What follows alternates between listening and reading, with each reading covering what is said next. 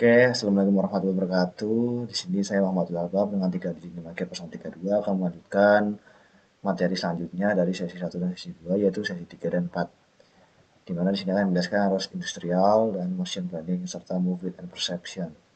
Yang pertama ada section 3, ada arus industrial dan motion planning.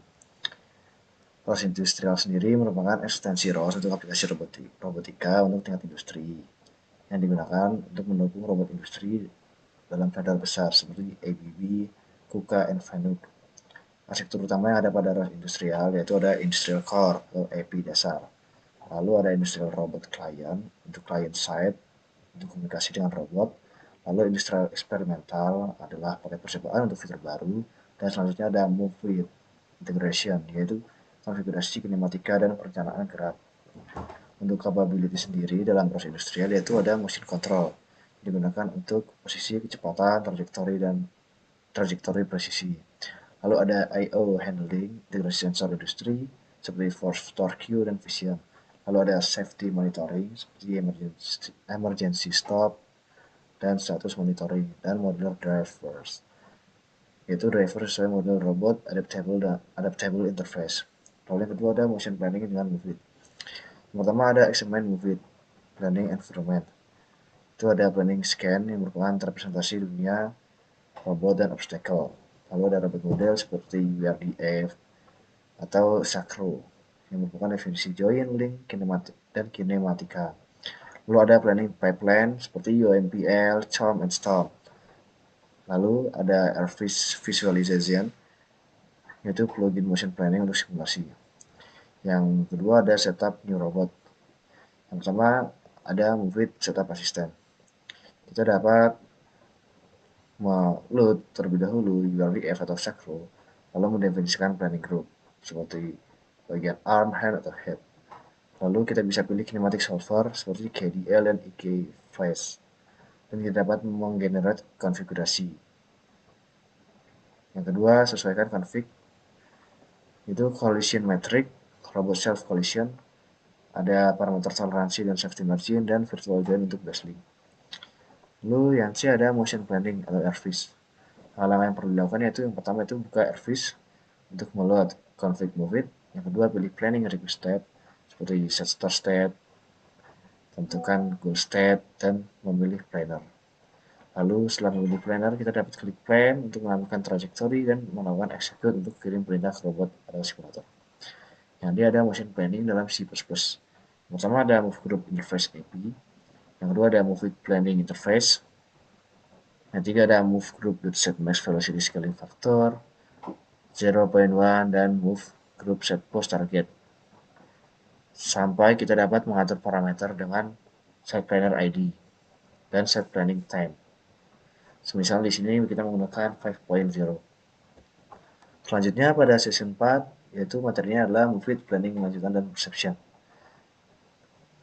Pengenalan planners sampling based ada RRT PRM dapat digunakan cepat tapi kurang optimal. Lalu ada optimization based seperti CHOM, STORM yang trajektorinya halus dan iteratif. Lalu untuk parameter file ada MPL underscore planning.yml. Lalu ada planner underscore plugins, ada strip name RRT connect dengan tipe geometrik RRT connect dan advanced tuning dengan di dalamnya ada range, goal bias, max attempts, simplify trajectory. Lalu ada perception untuk motion planning. Yang A ada calibration. Calibration sendiri merupakan koreksi distorsi kamera, mapping pixel ke dunia.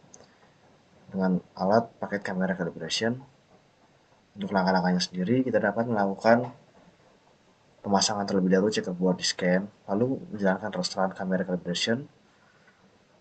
Yang ketiga, kita dapat menyimpan kamera dalam invalid YAML dan include launch. Yang B ada point cloud file handling dengan format PCD atau PLY dengan nodes PCL underscore subscriber point cloud 2. Contohnya adalah rostran PCL rows PCD 2 point cloud input PCD underscore frame ID baselay. Untuk yang C ada OpenCV integration. CV underscore wedge merupakan konversi sensor MSGS atau image.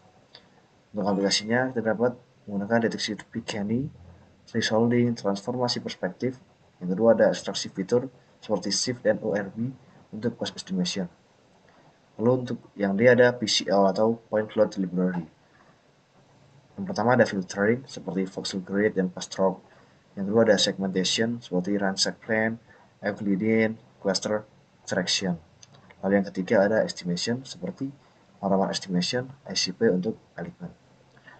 Untuk yang E atau yang terakhir ada PCL command line tools, di mana di sini ada PCL viewer input BCD untuk visualisasi, lalu PCL underscore voxel underscore read input.bcd out.bcd strip lift 0.01.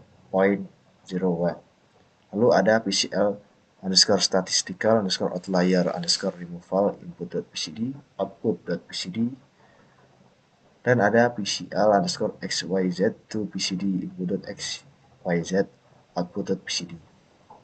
Mungkin itu materi yang dapat saya jelaskan pada session 3 dan session 4. Kurang lebihnya mohon maaf. Wassalamualaikum warahmatullahi wabarakatuh.